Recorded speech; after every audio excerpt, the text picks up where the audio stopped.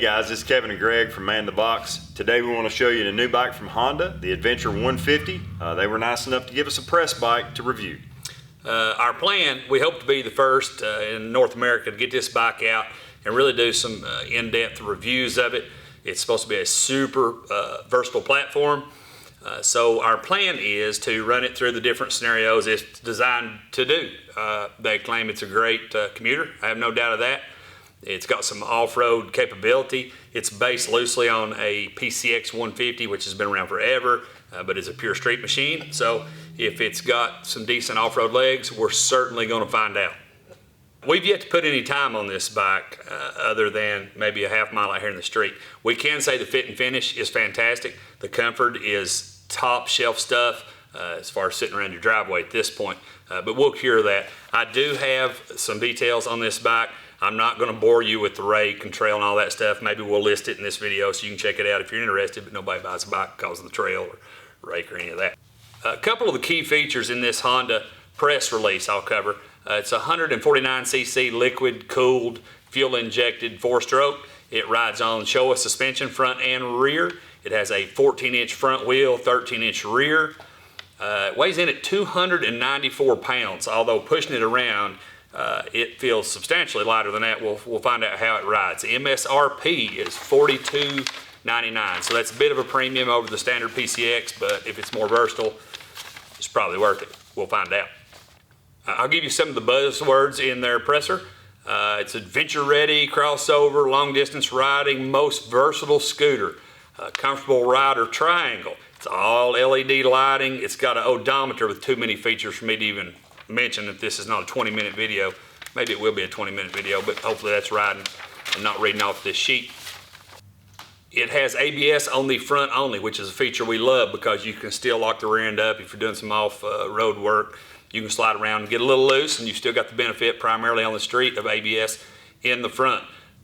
It has an adjustable windscreen, tapered handlebar, which we like on everything. We usually convert everything to a fat bar. Here it sits ready to go. It has a 27-liter under-seat storage, which is enormous, honestly. Liters doesn't mean a whole lot to me, but to look at it, you're good for a full-size helmet with additional gear or any sort of luggage probably. If you're going to go on an overnighter, that would be perfect. It's got a glove box on the left-hand side with 12-volt power to charge a phone, which, again, is pretty nice stuff if you're taking a long trip. The question is how do we test the limits of this Adventure 150?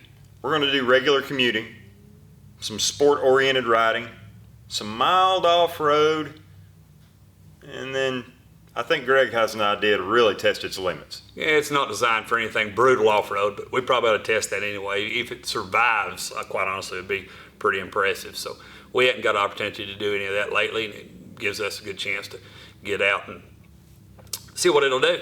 If that goes wrong, sorry, Honda. So give us a couple days to get out in the world with this machine, and we'll circle back and tell you what our honest opinion is. We're excited to find out. Stay tuned. Blue steel on 3. 1, 2, 3. All right, we're back. We've got about 100 miles on this bike in various formats and conditions, and I think we've got our mind wrapped around what this bike stands for. I will say in a nutshell, I'm really impressed. It's a little bit difficult maybe to describe some of this, Kevin, because so much what we do is Grom based or Z or Ruckus or Super Cub or whatever, and this is a completely different animal. But I'll use some of those comparisons just because I know a lot of you guys probably are familiar with those platforms. Well, I think from my perspective, you hear it a lot with a lot of bikes. Everybody says, oh, it's a do-it-all, Swiss Army knife. This one kind of is. It does everything pretty well. It really does. I think so. Clearly, we're going to eliminate stunners. Aren't going to buy it. You can't pop a wheelie on it. It won't do that. Nope. Racers aren't going to buy it. Although, I mean, it'd be fun. It'd be fun on the track. Quite honestly, I'm a little bit shocked how versatile it is. Yeah.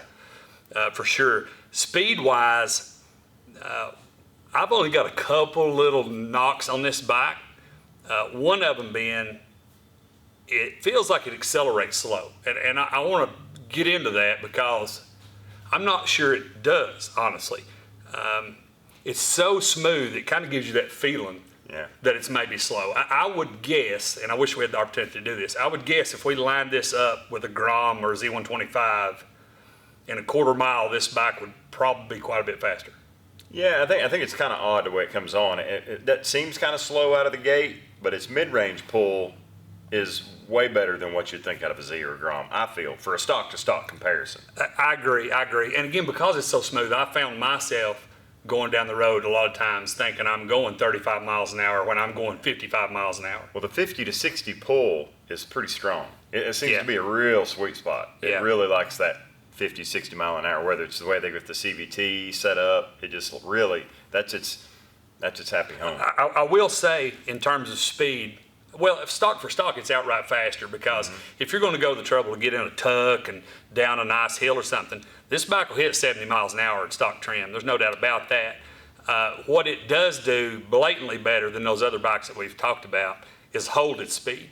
So without a tuck or without going downhill, just actually out on the highway, it'll hold 60 miles an hour like fine. And then when the grade goes up, you're going uphill, it's still going 60 miles an hour. Is it kind of what you saw? Even on this really steep stuff, and I'm 200 pounds, I was accelerating uphill into the 50s, into the mid 50s, and it accelerated as long as I kept it pinned.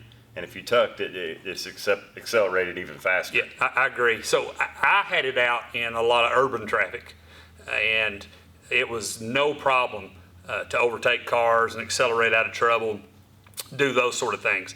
So it was really spectacular in that highway environment. Certainly not an interstate. I mean, I guess you could probably go down an interstate if you just really had to, but that's not what it's designed to do, clearly. Right. But for around town and highway speeds, and I'm saying like a typical 55 mile an hour speed limit. First thing came to mind. Anything posted 55, you're good. Yeah, you can exceed that at will. Easy. So uphill, downhill, whatever. So that's a non-issue. I will say I'm not really into the loud pipes save lives mindset, although I like good sound exhaust. This bike is so quiet, and that may be a good thing depending on what you're doing with it.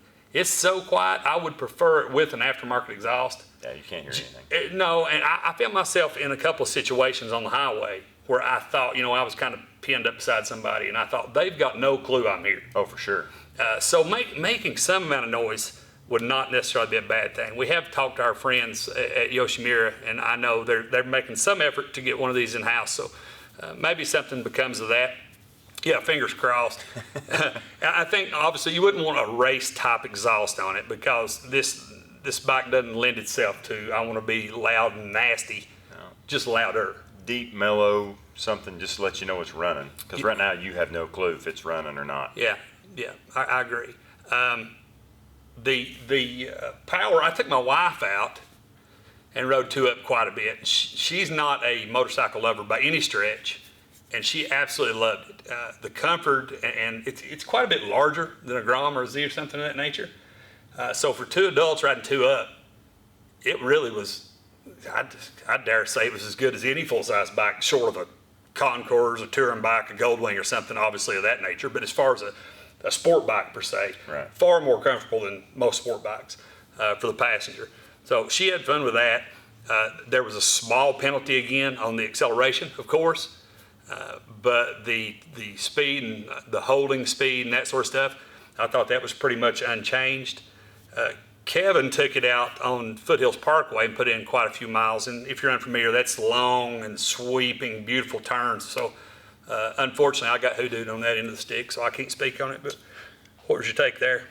Through the long sweepers, the first thing that kind of sticks out is one, how smooth it is, how quiet it is. And then the next thing would be for stock suspension at 200 pounds, it felt perfect. There was no bottoming out, no jarring. Even over pothole type roads, it's really smooth. The bike handled great. If you're not used to riding fast on a scooter where your feet are on the floorboard, that's a little bit dicey until you get kind of used to that feeling. Had I had some pegs, you could have really pushed it hard, or felt like you could have, because that's what it feels normal to me.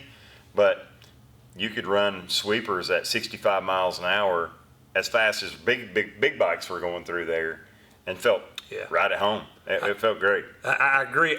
The suspension is fantastic, which is it's unfortunate for us because we make a living selling you suspension because your stock suspension is no good. But honestly, I wouldn't touch the suspension on this bike for its intended purposes. Yeah, it works. Even we had a chance. I played a little bit off road with it today. We tried to find some really nasty stuff, and we came up a little short on that. But we found some stuff that was certainly rougher than the bike's probably intended for, and that 99% of people will ever take it on. Some boulder fields and a lot of gravel, wet, slimy base. And even in that environment, it really gobbled everything up. It's very progressive, no bottoming. I doubled Kevin out of the forest in a completely non-weird way, wouldn't you say? It was absolutely normal. It was either that or I was walking across the creek and I wasn't going to do that. Yeah, but with both of us on it, it actually held us up fine, which was great. 400 plus pounds, and it did not bottom the suspension out. Yeah, that's pretty impressive. You mentioned the floorboards. That got me thinking about ergonomics in general. I'm not a floorboard guy. I don't like them on a bagger. I don't like them on a scooter. It's always felt weird. By floorboard standards, these are the best I've ever been on. They're good. They're good. They're really close to where I would want my feet on a foot peg if we had foot pegs. And honestly, the only time I wish I had foot pegs is when I was doing some of the rougher off-road stuff. Right. And maybe that's a grip issue or whatnot. I don't know. But the rest of the time, it honestly, it didn't even occur to me that I was in a floorboard because they're wide and they're in the right spot. The seat was great. The handlebars are good. The only other nitpick outside of the maybe slow acceleration that maybe isn't that slow, and this is a small one, I was a little surprised that the mirrors aren't fantastic.